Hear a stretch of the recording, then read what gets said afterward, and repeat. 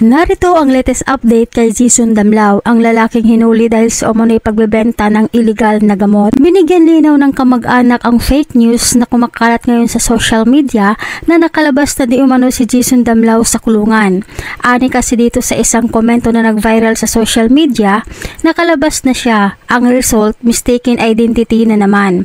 Nilinaw ito ng kamag-anak ni Jason Damlao na hindi umano totoo ang chismis na nabalitaan ng maraming netizens sa social media. At wala umanong mistaken identity dahil ang totoo nga daw ay wala pa umanong nahanap na abogado na hahawak sa kaso ni Jason Damlao. Samantala, marami sa mga netizens ang naawa, naglabas ng kani-kanilang saloobin patungkol dito sa pagkakahuli kay Jason Damlao dahil nakikita umano sa video na sadyang tinaniman ng bawal na gamot si Jason Damlao. Ani sa mga wika ng netizens, tinaniman po ng ebidensya, kitang-kita po kasi sa video, at ang malas dyan, walang gloves na hawak yung may hawak ng planted na evidence nila. Naawa kami sa lalaki kasi may anak siya na nasa hospital at for further operation po, kaya todo kayod siya para sa operation ng anak niya. Nakakaawa po talaga kasi talagang inosente yung lalaki. Tinaniman yan kasi gusto ng mga pulis ngayon magpasikat para mapromote sa pwesto. Makikita mo sa mata ni kuya, inosente. Kaya nagulat siya kung bakit may pera siyang ganun kadami sa bag. Naghahanap nga siya ng pera para pangpagamot sa anak niya. Halata na tinaniman niya ng polboron o baka kasabot ng mga kapulisan yung nakapink na damit na may hawak ng polboron.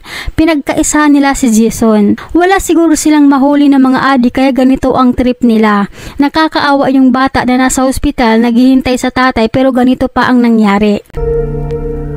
Samantala, ayon naman sa Regional Police Director na si PB Jinlao Evangelista, wag daw maniwala sa chismis at troll accounts, maniwala daw sa mga kapulisan. Wika nito, ang kapulisan ng Police Regional Office 1 ay nanindigan sa kampanya laban sa illegal na droga.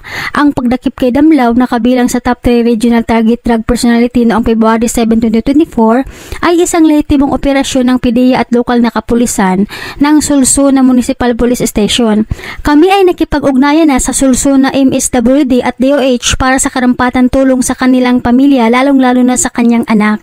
Ani pa dito, pinaalalahanan daw ng mga kapulisan ang publiko na maging mapanuri sa mga maling kumakalat na balita. Sa ngayon, marami sa mga netizens ang nanawagan kay Senator Raffy Tulfo na tulungan si Jason Damlao dahil si Senator Raffy lang daw umano ang tanging pag-asa na makakatulong sa problema ni Jason Damlao dahil malalaking tao umano ang nasa likod nito. Ikaw kabayan, bilang isang mamamayang Pilipino, ano naman ang masasabi mo sa kontrobersyal na issue ngayon sa Pilipinas patungkol dito kay Jason Damlao? Pakikomento ang iyong saloobin. Salamat.